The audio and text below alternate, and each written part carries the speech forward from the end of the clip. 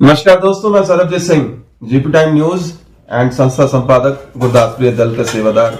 आपके रूबरू दो शब्द कहना चाहता हूं कि कुछ 2 दिन पहले ही हमने कुछ देखा कि पंखा रोड पर, जो कि जनकपुरी C1 के पास में ही ऑन द रोड पर कुछ अवैध की जो गाड़ियां MCD से टच हैं और उन गाड़ियों के थ्रू यहाँ पे कूड़ा फेंका गया है, जिसका हमने राजस्व ऋषि जी के मुख से कुछ विचार सुने और आसपास पब्लिक से भी हमने कुछ विचार सुने।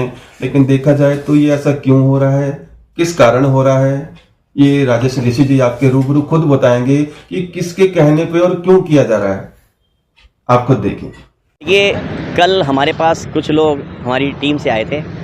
उन्होंने कहा कि जहाँ जहाँ कूड़ा है उसके लिए हम लोग प्रबंधन की व्यवस्था करेंगे।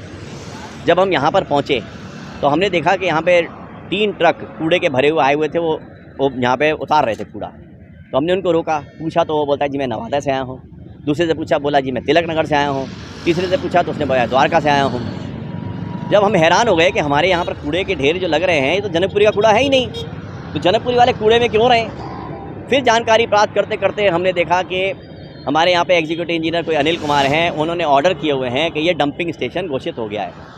मुझे बड़ी शर्म आती है कहते हुए कि वार्ड 106 में ये डंपिंग स्टेशन बना, तो यहाँ का पार्षद कर क्या रहा था, क्योंकि कूड़ा मेरे अंदर में नहीं आता है, लेकिन पार्षद की सहमति से ही ये बना है। इसका मतलब जब वो उसने एक शब्द नहीं बोला, ना कभी वो आए, तो पार्षद 106 वार्ड के, उनको सोचना चाहिए कि आप अपने वार्ड के अंदर पूरे वेस्ट जोन का डंपिंग स्टेशन बना रहे हैं। ये कूड़ा घर यहाँ पे दिन भर कूड़ा आता है।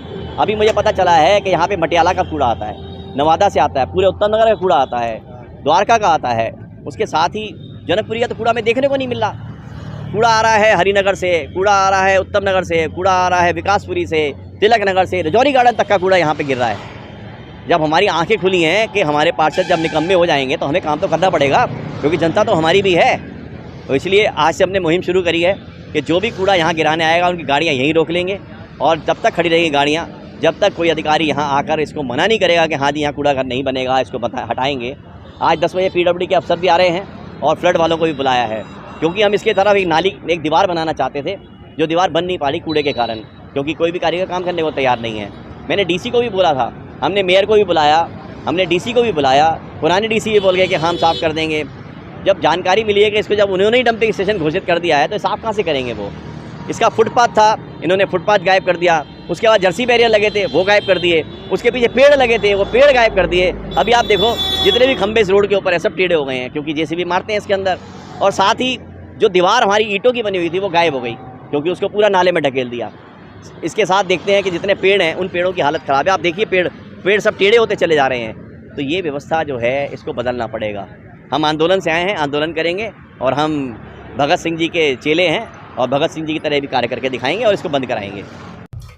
ज्यादा न कहते हुए मैं यही देखना चाहता हूं कि एक विधायक जो कि जनकपुरी पूरे वार्ड की अगर जिम्मेदारी उनके पास है, लेकिन उनके ऊपर अगर एलिगेशन लगाए जाते हैं या पब्लिक की कुछ परेशानियों का कारण उनको बताया जा रहा है, तो क्यों, क्या कारण है, किस कारण, किसकी वजह से क्यों हो रहा है, ये मैं नहीं, एक पब्लिक के क्वेश्चन है, जनता की आवाज है कि ऐसा क्यों हो रहा है। ऐसे और भी इलाकों में अगर हो रहा है तो इसका सुधार कैसे हो सकता है और कौन रोकने वाला है।